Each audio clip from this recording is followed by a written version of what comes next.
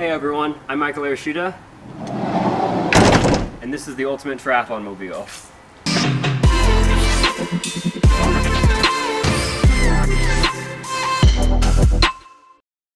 So when the pandemic hit in March and pretty much all the races got canceled, we figured it was the perfect time to convert a van. So it's actually my girlfriend Kendall's idea. She's always wanted to live in a van, so when we figured we had at least 6 months with no racing, it was kind of the perfect opportunity.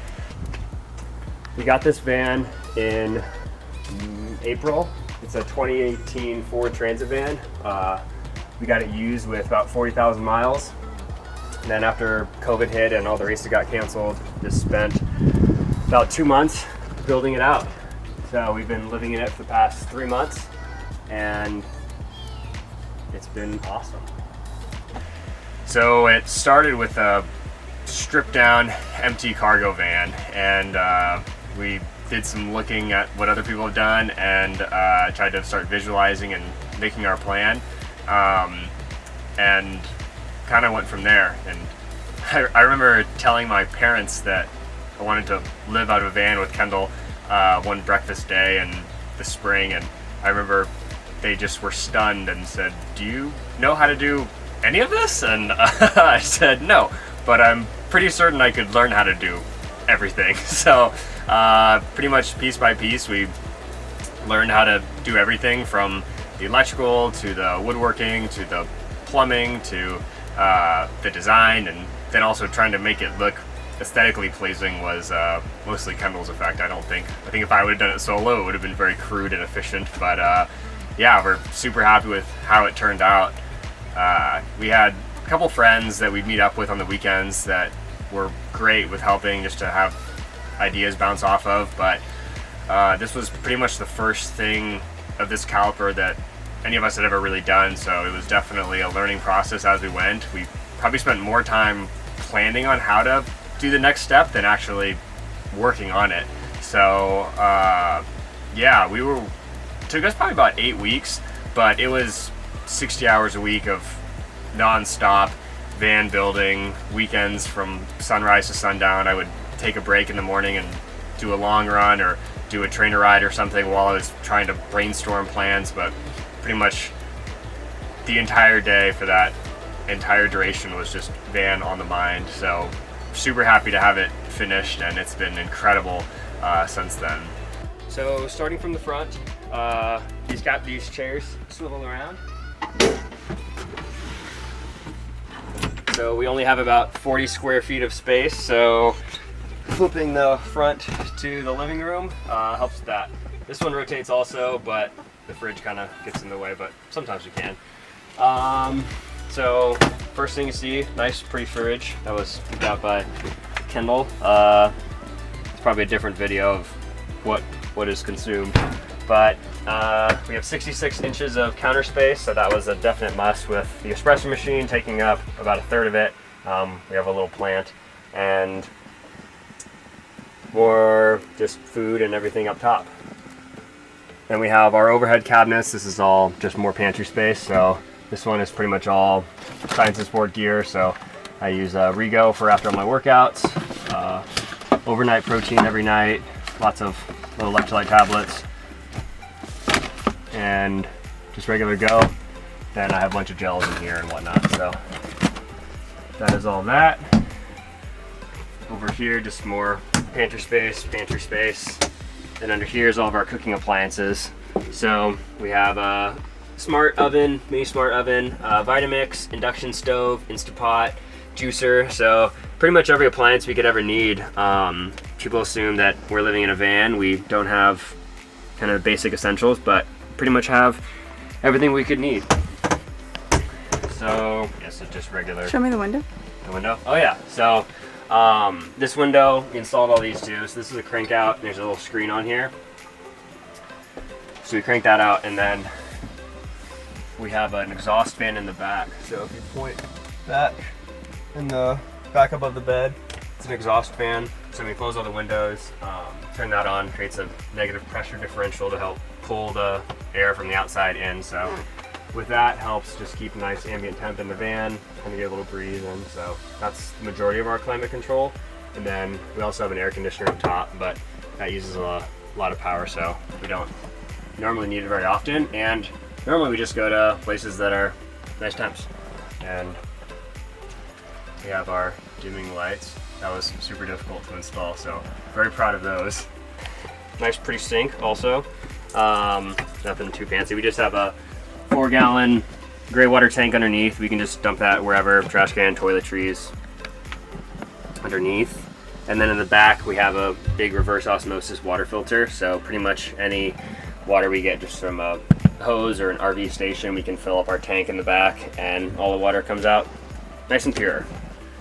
Then this is the best seat in the house, both when it's just a nice comfortable bench and also when it is our composting toilet.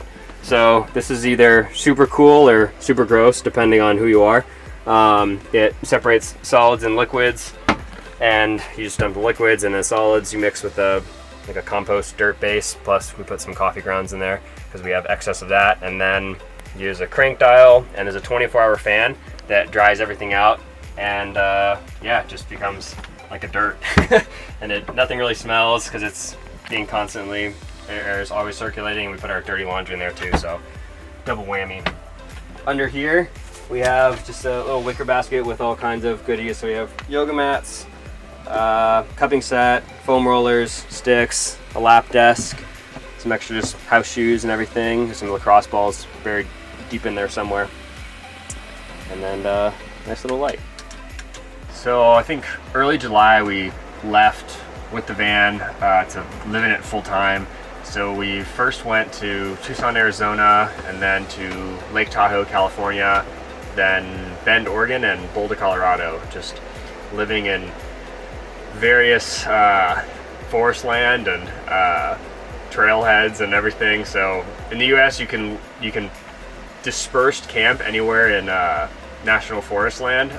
So the Tahoe National Forest, the Deschutes National Forest in Bend, and it's all free camping, but there's not campsites or anything, it's just random areas in the forest. But when you have a van that's solar powered, it has a water tank and entirely self-sufficient off the grid, it worked out perfectly. So it was pretty much no distractions, just training, and we do remote work as well. We have a Wi-Fi hotspot as well, so Kendall can work full time. I do a lot of coaching on the side and taking some classes, so I was able to do all of that without compromise, but pretty much swim in the lake, run around the trails, bike in the mountains, and it was the best training, and in a van the whole time. So I don't think any of those opportunities would have been possible without the van. So really it's been opening doors for the best training areas in the States, and also gives us the opportunity to, in the future, travel abroad without having to be paying double rent in the States, and then drive to races, stay in our same home, have our coffee maker right there. It's just a nice feeling to not have to go to the races and stay in an Airbnb or a hotel, that kind of thing. So with a lot of the racing being international, the same thing, just obviously leave the van but not have rent and everything. So then up top we have a full-size bed, and the other concern was not being able to sit upright. I can just barely kind of make it, but it works. In here we have, this is hollow, just goes all the way back. So we just have electrical stuff back here. We have a Nintendo Switch, GoPro, chargers, etc., etc. Then we have, this is all of our clothes and cubbies. I have 4, Kendall has 4. And in the back here, it might be easier to show from the back, but we have a Normatec. So Normatec in the back. Yeah, I think that's pretty much everything up. Oh wait, this is right here. So this is one of my favorite parts. So a pull-up bar. It's more of a hang board. If you've seen Free Solo, Alex has one in that, so I was inspired. So good forearm strength for swimming.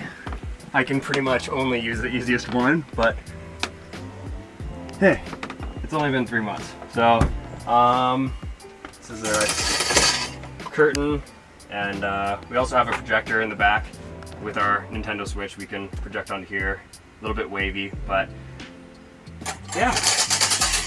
So I actually did do one race this year. I hopped into a random PTO 70.3 on my road bike because it was only a 2-hour drive, and we just camped the van right at the race site. There was a little campsite there, and pretty much woke up and was 100 meters from the swim start. So simplicity of having our own place while everyone else was in crude tents, and 45 minutes away we were boom right there. So plan to do the same thing in races in, I don't know, next year whenever they happen, in the US one. So yeah, the van's really opened up the opportunities to have the best training and then the best race day. So it's been great. This is my favorite part, the garage. So this is pretty much all triathlon gear, water tank, electrical, and we'll go through it one by one. So first off, this is the slide. So this comes all the way out, and here's my Ventum NS1 training wheels. Race wheels are on the side, but got helmet, shoes, running shoes, bike pump. I could fit a second bike on here too. I like to put a TT bike on here, but I don't have a TT bike, so we'll figure that out for next year. So for now, just the one bike. So this right here, this is the Evox stand, and if you look over on the right side is the Evox case. So this is removable, and I can take these off whenever I have to travel, hopefully soon. And then the Evox bike bag is on the top right, and that whole shelf was pretty much designed to fit that stand there. So I'll take this off and put it directly into that bag.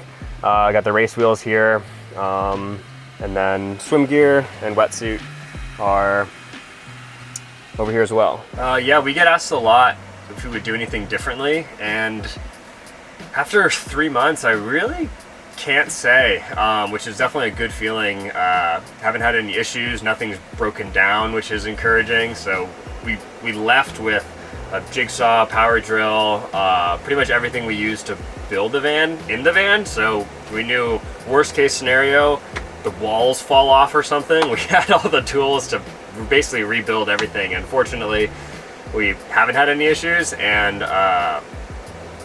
yeah, wouldn't really change anything so far. In terms of getting used to the changes, having a small space is definitely tough. You have to be very clean, very organized. Everything needs to go where it goes, that kind of stuff. What is my favorite thing about the van? Honestly, for me, it's the consistency. For the past 4 years of racing as a pro, it's been training camp to training camp, temporary housing to friend's attic, to parents' spare bedroom, to Airbnb, all this kind of stuff. And it's been a liberating feeling to have the same bed, the same pillow, food in the pantry, than kind of what I've been used to the past couple years. So surprisingly enough, having this mobile van that goes all over the place is actually, for me, more consistent than life has been up until this point. That's probably my favorite thing. This is the water tank. It's a 36-gallon water tank. We can just fill it up right here. And then again, it's filtered in the front, but in the back we have the shower. So this is nice cold outdoor shower. People ask if we have a water heater. We do not have a water heater, so it is very chilly, but you always have some compromises. So we'll just plop that there. Oh, it's upside down. There we go. Plop that there, and then obviously run the hose there, and then our outdoor shower. So after a hot workout, that's actually pretty refreshing. So it also doubles as a bike wash, not on here obviously. And then on this side we have all the electrical. So if you look on the bottom, we have, I'll stay back here. We have 3 Battleborn 100 amp hour 12 volts lithium ion batteries. So it's about 3,600 watt hours of battery. And then if you look in the top section, the middle, the giant blue part, that is the solar charge controller. So we pull in the solar power there, and then the left we can just plug in to charge at a house or wherever we're staying. And then we can also power by the alternator. So when we're driving, it also charges the batteries. And if you look on top of the van, we have, you can see the solar panels. We don't have a great shot on top, but we have 7 of these. So we have 700 watts of solar that's pretty much powering the van primarily. So for a good conversion, 700 watts, that's about the equivalent of Christian Blumenfeld riding Threshold in a hamster wheel to power the van.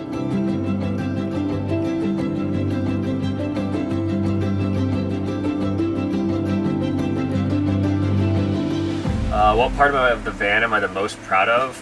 Probably the electrical, because I had no experience doing anything electrical, so we were pretty much learning how to gauge wires, wire things up as we went, which was very intimidating. The lights took about 8 hours. It's all AC current, so there was one point when we were installing the dimmer switch and was hoping that things would work, but also hoping not to get electrocuted, but everything worked out. I got shocked one time when I was doing some battery stuff, but other than that, everything was great. But we have a lot of power, and I think we have the espresso machine front and center, very proudly displayed. Kendall calls it our statement piece, so a lot of people are living in a van, and we like to show it off that we're not roughing it. So yeah, that's probably my proudest part.